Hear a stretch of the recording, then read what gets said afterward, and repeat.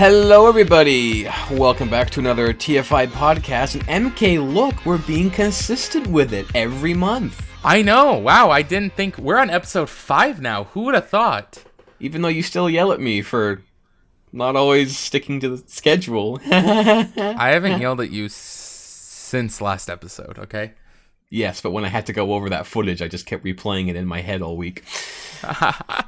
We have no special guests. It's a break, kind of. It's back to the OG. We're not special. Well, I'm a little special, I think. Mm-hmm. But, you know, I was thinking, right before we get into what we had to discuss, hey, MK, do you want to feel old? Uh-huh. You know how Jurassic Spark came out over a year ago? Yep, I knew you were going with that. God, that's... I remember filming that. I was thinking about it today when I was filming Hearts of Steel, is that, like, today I was filming Hearts of Steel. A year ago, we had released Jurassic Spark, and we were filming Maverick, and a year before that, we were filming Return to Earth.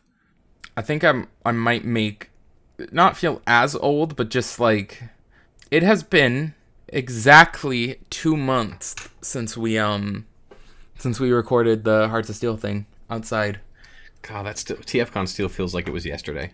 Yeah, no, it's been 2 months. It was July 4th. As the time of this recording, it's been 2 months because we are recording on September 14th, and we filmed Hearts of Steel, that like outdoor bit on July 14th, that Friday. This year has gone by really quick, and I'm both glad for that and not glad. Like, I'm not glad because it feels like I'm running out of time to get Hearts of Steel done, but I'm also glad because it's been a really hot summer, and Hearts of Steel has been the sweatiest, filthacious project to film in this horrible heat. I think we should do something a little different today, because we didn't really get much questions last time, so I was going to bring them forward. So the only really questions we got in the last episode are questions that I assume... I'm going to give people the benefit of the doubt here, because I assume they were asked specifically because we said don't ask these questions. Like, we specifically said we've heard this, and they were both, have we seen the new 2-pack, and are we making Jurassic Spark 2? And I feel like in the last 3 days, I've been asked that again. Have I seen the 2-pack? It's been on a couple videos and Instagram posts. Just, have you seen the new set? If so, will there be a Jurassic Spark? I'm like, how many times do we have to say? How many times do we have to teach you this lesson, old man? Yes, we have seen it, and we are making Jurassic Spark 2. It's one of those things now where I actually love seeing the comments, because I can't tell if they're joking or if they're just willfully ignorant of all the times we've said it. I know, and my headcanon is that, like, they generally don't know, and they just keep... Your headcanon of a real person? My headcanon of a real person. Oh my god, you are not referring to real people as headcanons. Listen, I just learned the word headcanon, okay? So, now that we've talked, I just wanted to get that because I thought it was funny to bring up the Jurassic Spark stuff, but primarily, this wasn't a comment, or this wasn't a question, but this was a comment on our last video, and I thought that would be a really great talking point for this episode of the podcast.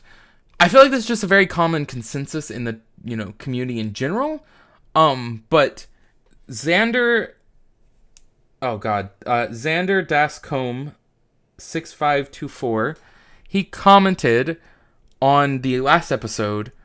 He said, watching or listening to your content always makes me want to start my own Transformers stop motion kind of stuff. The unfortunate thing is I have no clue how or where to start. And I feel like that is something that is asked a lot, brought up a lot, or I've just seen discussed within the Transformers community. And as someone who also was in that, like, starting point in the past, I think this podcast could be this episode could be a really cool way for us to talk about, like, how we started and, give insight and ways to help people learn themselves how to start, and hopefully get more content creators out there, get more people making films, making things in the Transformers community. Because I feel like the number one thing we always want to do is inspire people to make and create. Oh no, for sure, and it's like yeah, I'm thinking like I'll run down how I started TFI as such, and then MK you can kind of pick up from there on your end. But like that was a state that I found myself in for a very long time, like, and I remember when the '07 Michael Bay film came out, and the toys got released, I would get a few toys because I saw people doing stop motions. One channel that sticks out for me way back then was, I think, Mirasol Twins. I know we talked about that with Crosshairs last time, and they did like recreations of some of the scenes from the film, but with the toys. And I found a lot of stop motions in '07. Everything that I was seeing were just recreations of movie scenes.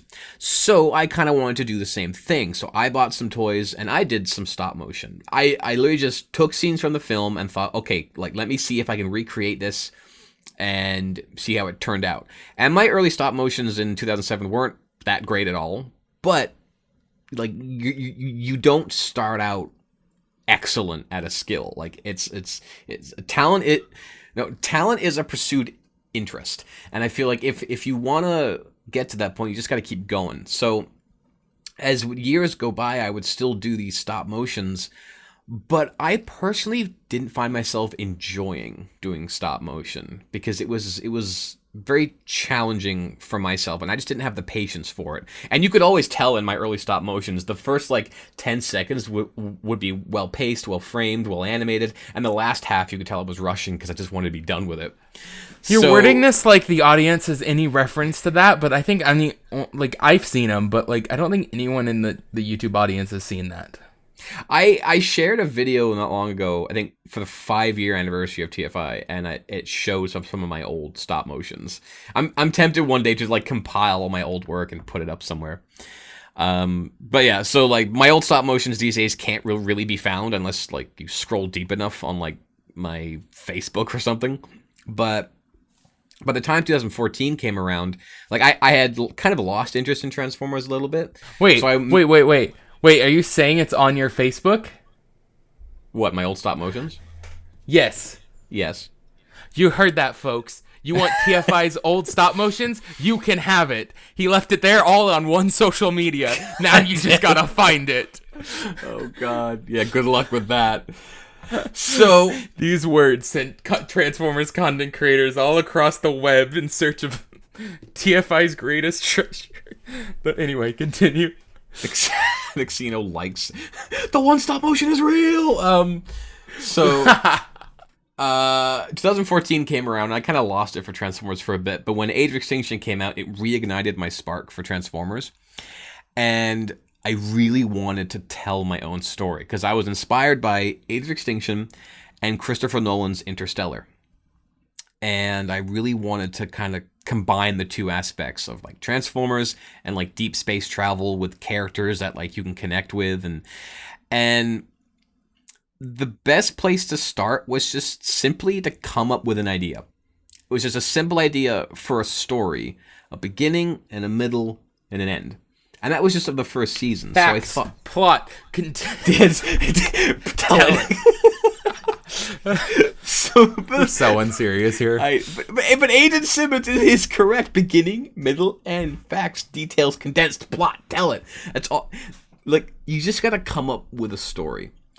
And if you can't bring yourself to come up with an idea for story, play some video games, watch a movie, listen to some music that gets those creative juices going. Watch other Transformers content creators. I mean, watch other stop motions, watch other, like, you know, watch other movies, play other video games, read other books, but you can also just enjoy other silly toy videos as well. I know when I first started, that's what kind of inspired me, was just watching other people do it.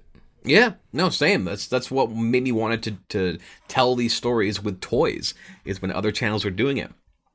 And I didn't go into the original Interstellar back in 2014 with the idea that it would become what it is now. I just wanted to tell a fun little story with a different filming style that suited my lack of patience.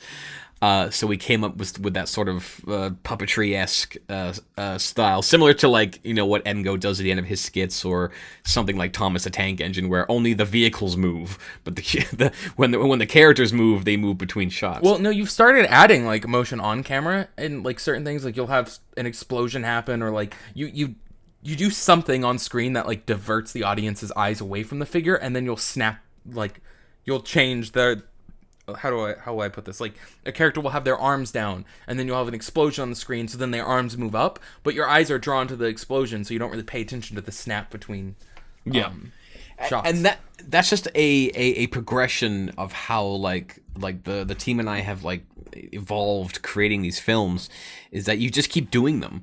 And you don't have to worry about being good or being seen or trying to make the best film that you can, because you will grow and evolve. And when I made the first episode of Interstellar, just throwing together these ideas and a script with only 2 to 3 voice actors, it was... I look back at it now and I think it's atrociously bad, but when I started, I was really proud of it. And I may look at it harshly now, but I'm still proud of it, because that's where I started, and that's where I met the team and developed. Like 9 years later, here we are, and it's just you just got to find that beginning and just get it going. And that's easier said than done. It really is easier said than done. But MK, what got you like fully started? Well, I was going to say, like, that whole thing, that easier said than done, I feel like one of the most important things when starting is getting out of that mindset of, like, it needs to be perfect. Because we all had that rough start. And I think, like, to me now, one of the most charming things I watch is I'll be on YouTube and I'll get recommended a channel from, like, a young kid it's clearly, like, their first time with stop motion. They're all doing the voices. There's barely any visual effects. There's, like, the movement's, like, 5 frames a second. But there's something charming and fun about that, because it's, like, we all started there. You know, like, you mentioned your original stop motions. I know mine, I think I first made animations back, like, in middle school. I mean, they were, like, 2 frames a second. I mean, there was barely any movement. The camera wasn't stable. And I think it's, that's a very important starting point. Like, now some people are going to immediately start and know what they're doing. Like, there are going to be people who start and are better at it than others, but I think generally most starting points is you're not that good. You don't start something perfectly, and I think too many people have that mindset where they watch too many other content creators or watch movies and they think, I have to be perfect. Like, I have to nail this. Where you don't. It's just don't be afraid to mess up. Don't be afraid to make mistakes and to look like a fool, because again, that's how you learn, and that's the fun of it. And if you're worried that your stuff is going to look like it's filmed from a little iPhone, because it is, who cares? You're still creating something.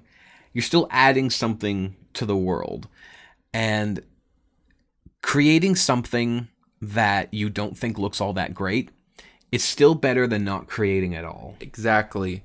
Like you said, it's better that you create something than just keep holding on to something.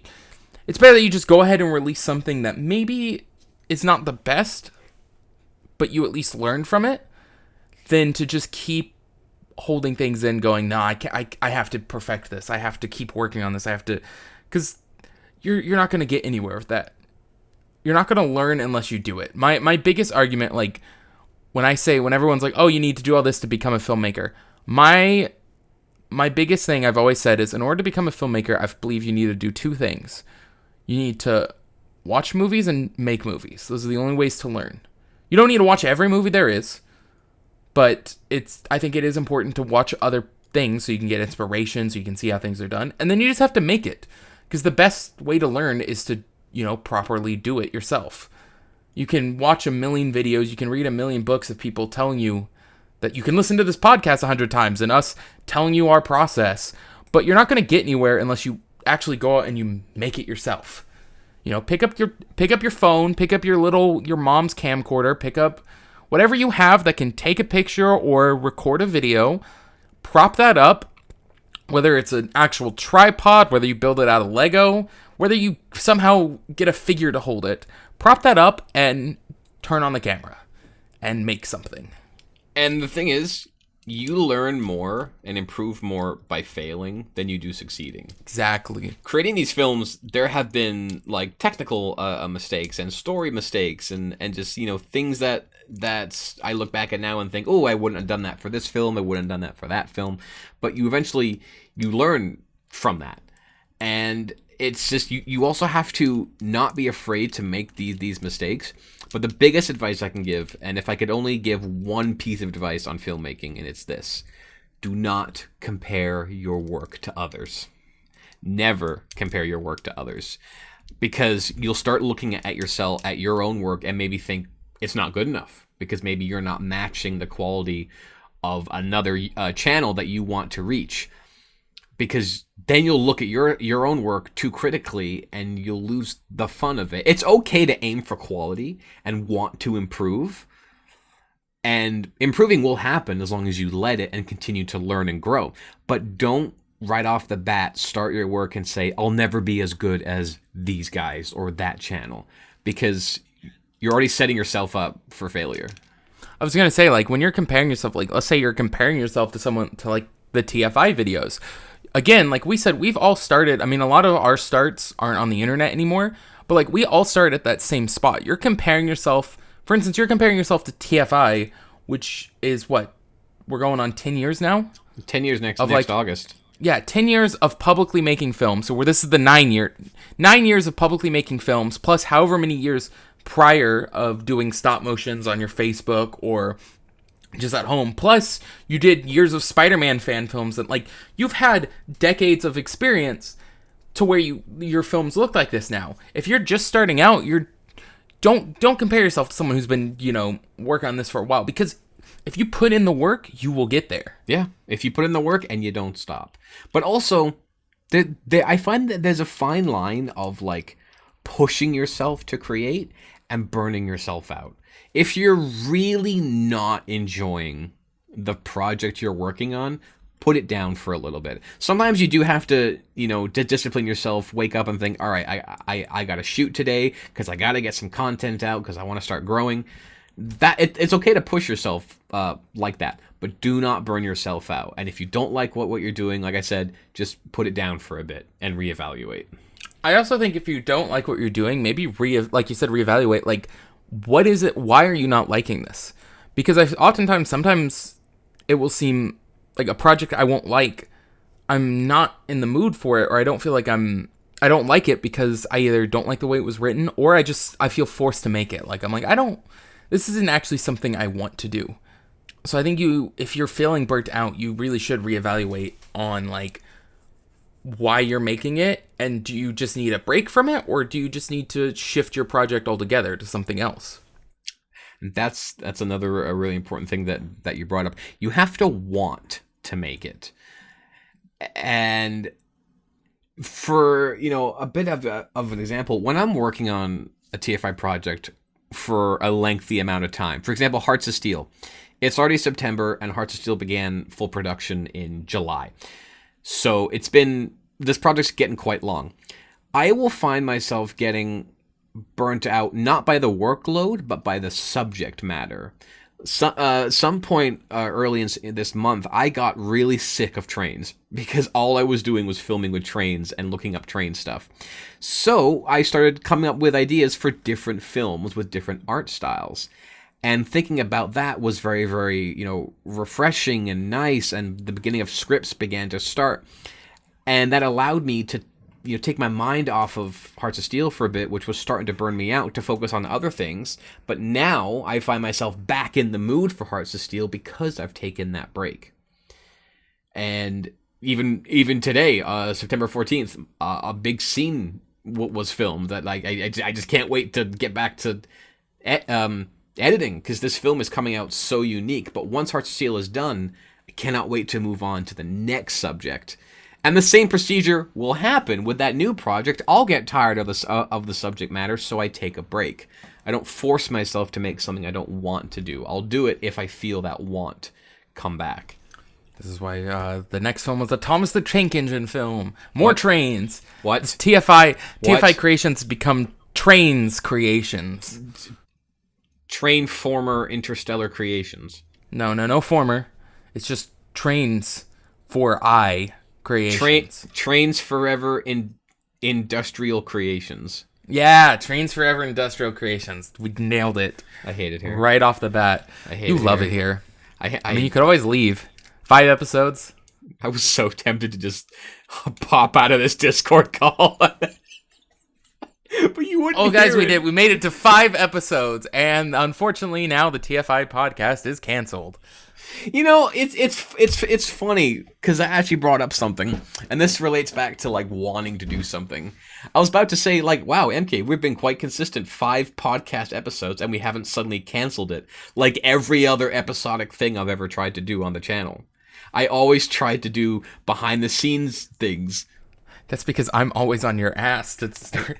I know you, but like I once tried to do a TFI corner thing where I would talk about certain figures and camera work. You got 2 episodes in. No, I got one. I thought there was one you did 2 because you did one where you showed off your collection and then another where you talked about. I did do 2, yeah. Yeah, you talked about something else, and so it did make it to 2, and then it was gone. Yeah, so TFI Corner made it to 2 and that was gone. Then I was going to do like sort of a monthly update thing on what projects we're doing. That didn't happen. And then I tried to do a sort of production update thing for Finest Hour where I would talk about how it was going. 1 episode, and that was it. And the reason is I don't enjoy making the channel sort of a personality thing where it's just me talking because like it's a team effort thing, and that's why I like the podcast because we get to be with me. People come and go. Yeah, and what was that? Sam, don't cut that. Sam, don't cut you saying don't cut that either. I know, but I didn't enjoy doing those, and when I made the first, Finest Hour, production vlog, I wasn't having fun doing it. I felt weird and uncomfortable, and so I just don't do those kind of things. When do you not feel weird and uncomfortable? Right now. Oh, well, that's good. Wow, I thought you were just always weird and uncomfortable. No, I'm always weird. Oh, no, you make other people uncomfortable. Thanks, MK. Thanks, MK. I'm sorry, I'm kidding. Yeah, no, I think, again, it's just that important thing of, like, do what you want to love. Because, like... Do what you want to love? Do what you want to love. No, God damn it, no. Love what you want to do. You got me all... So... It's going in the quotes. Do what you... So, no. Love what you want to do, and I feel like if you look at Transformers stop motion or Transformers filmmaking or TFI motion, and you're like, that's something I want to do because I want to tell stories, I'll have fun doing it, then go ahead, do it. We love inspiring and go, like, I want to see what you make. Like, I love seeing what this community creates.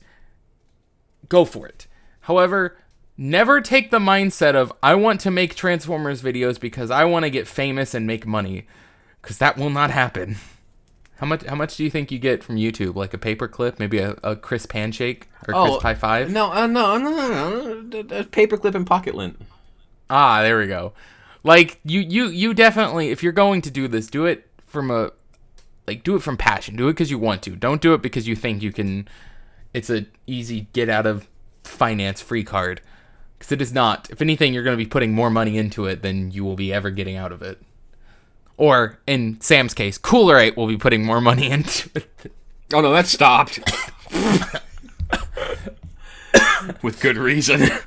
Alrighty. I don't want to dive too much into that. Yeah, that's a whole nother episode. We'll wait till he's on it. Oh God, the Financer episode. Yeah. But yeah, and for those who don't know how to start, the best way, if you're looking to stop motion specifically, the best way I suggest is, again, just use your phone camera. If you're watching, chances are, if you're watching YouTube, whatever you're watching YouTube on probably has the ability to take photos. whether it's your phone, your iPad, even laptops. There's a way it can work. And if you have the ability to take a photo, you have the ability to make a stop motion. If you have something that can take a picture or do a little video, like, then you have what you need to do it. And there are some editing apps that you can find on mobile. Some people have asked us in the TFI Q&A in Discord, do we know of any apps that we can use on mobile? And Here's the thing. I have used mobile, so I can actually do some quick recommendations. As someone who started out as, like, only using my mobile, when I first started stop motion YouTube back in, like, 2015, I was just starting high school, things like that. I didn't have any fancy editing equipment. So if you're just on your phone, there's plenty of simple ways you can do it. An easy one is iMovie. Or let me rephrase. I know iPhone. I'm not aware of what's on Samsung, but I assume some of these apps are universal. If not, you can always, easy way, you can just look, you can always Google, like, hey, or look up YouTube videos, like, hey, what is an editing app on phone? It will never be as powerful or as good as, like, something you can get on the computer. But if you're starting out, you don't need that. I was going to say, like, you can use iMovie to put your clips together. I know a good stop motion app is Stop Motion Studio. Like, that is one that most people I know who started off on the phone have used that app in the past or still do. I know plenty of people that use that. If you have access to a computer, I know, like, HitFilm is a free editing software, HitFilm Express, and then I think I want to say DaVinci Resolve, that's a new free one, right? I think so. There's also Magix with an X that Cooler Ray uses. Oh, yeah, DaVinci Resolve is a new one, and that one's free. I've heard a lot of good things about it from people who've used it. If you want to, I doubt, because it doesn't exist anymore, but if you want to know the level of, like, what it was like for me starting, my first videos were made using... What? I am going to. Don't. My first videos were used. I took photos off my iPhone 6. Here it comes. Just straight photos. I plugged it into my laptop. Here it comes. And I edited them on Windows Movie Maker. There it is. You can't. I mean, like, that's the level we're going with. You don't need fancy equipment to, get there. My first two videos that are on my channel right now that have over 10K views were edited on Windows Movie Maker. Yeah, all of my stop motions were until the Interstellar remake. All of my toy films were with Windows Movie Maker. All like not the Spider-Man stuff, but like when I was doing the early stop motions, it was Windows Movie Maker, and it would crash on me at one point, and you'd have to, like, try to reset it and such. Like, we used the most basic of editing programs. Oh god, Windows Movie Maker was known for crashing. I feel like because it's not a thing that you can get anymore, I feel like a lot of people won't know what it is, but editing on Windows Movie Maker is a nightmare. It is. Oh god, you had access to, like, one layer. I remember there would be times I'd be editing on Windows Movie Maker and I'd add a sound effect and it would just derail everything. All my sounds got moved to the side. It was just awful. And then I don't want to talk about views much because I don't think that's important. However, for context, we're talking about how bad Windows Movie Maker is. I still managed to get 70,000 views off of two videos made with Windows Movie Maker. So you can do it with anything. If I can do that with Windows Movie Maker, you can do that with all the stuff you have on your phone. Because I guarantee you the phone apps now in 2023, the apps you can get on your phone for free are probably better than Windows Movie Maker. Yes. Phones are 10 times more powerful than what Windows Movie Maker can do. Oh, God. It sounds like, I feel like we're talking like we were in the trenches, like back in the days of Windows Movie Maker. I lost a friend back then. I'm looking at pictures of Windows Movie Maker from, like, early 2000s. God. So much powerful technology is of free access to anyone. In our pocket, too. Yeah. And, like, the camera that I was using for the OG Interstellar was a little Canon camcorder. My phone does better quality than that. And if you have a bit of money to spare, there are amazing editing programs and cameras and equipment that you can eventually like work up to. Like you have access to so much quality equipment and programs today that we did not have when we were younger, when we started. Back in my day, we had to edit clips together on Windows Movie Maker. If I tried to edit a modern day TFI film on the computer I was using back in 2010, it would explode. It would explode. It would just not run. I know it wouldn't. I still have my laptop that I edited my first couple of videos on. It was a $200 laptop I bought in like 2014. So $200, Sam. That was the whole laptop. And then if you need to know things, I mean, again, YouTube is an incredibly helpful resource. When I was starting, literally, if you pulled up my searches from when I first started, it was probably all how to make a tripod, where to buy a tripod, what to edit on, how to make stop motion, how to, it's all stuff like that, because we have the ability to access this. There's millions of tutorials out there, all kinds of this. We have so much information just given to us. All you got to do is kind of search for it. The easiest way to go is just, grab a toy off your shelf or out of the bucket or off your floor, wherever you keep your toys. Grab another toy, put them in front of a camera, and have fun. I mean, I think my first couple videos I didn't script. You can script, but when you're just starting out, just make something. And you don't always need like some advanced set. All of my early stop motions were on the kitchen table or on the living room floor. Do it on the kitchen, in your hallway.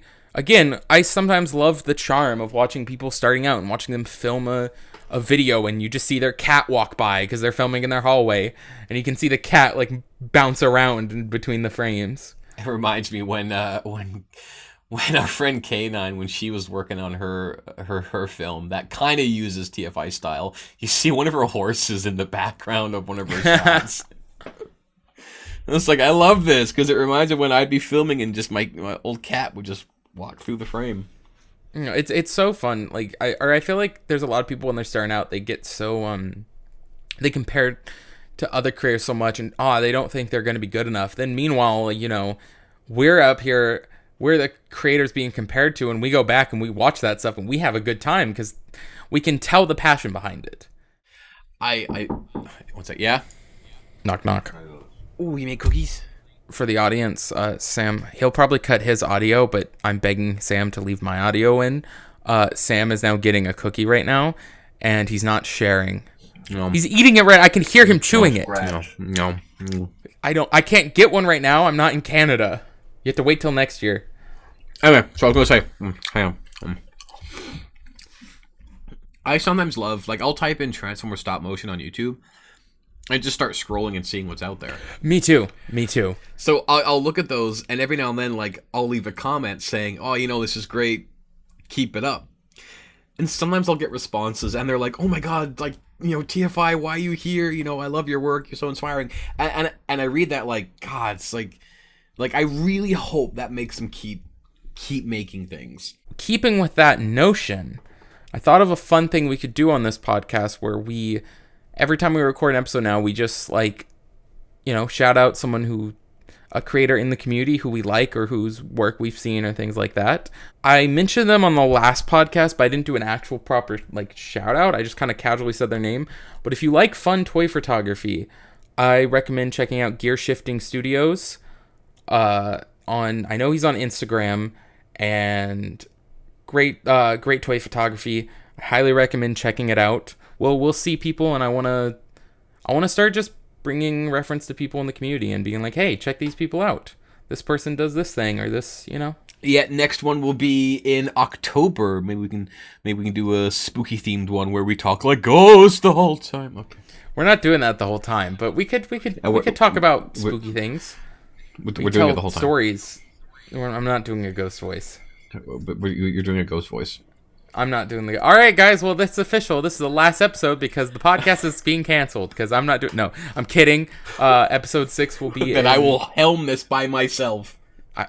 Good luck. See, if I helm this by myself, okay. If I helmed this by myself, episode 6 would be out sometime next October. Yeah, and then you would get 2 episodes in, and then you would cancel it. Thanks, MK. You just said that earlier on the podcast. You literally brought that up earlier in the episode. You mentioned how you like doing the podcast because it's a group thing, and how whenever you do it by yourself, you cancel it. You can't get on to me for that one. And that brings this episode to a close. Thank you guys for listening. Make sure you check out all of MK's things too if you're listening. Oh! Also, Hearts of Steel is coming out soon. Hearts of Steel next month, most likely. I wanted it to be out in September, but the production is taking a little longer than usual, just because some of the effects are like a pain in the butt. So, that is the end of it all. Thank you all for listening once again, and we will catch you all in the very next episode in October. Yay! Fare thee well. Say bye, MK. Bye, MK.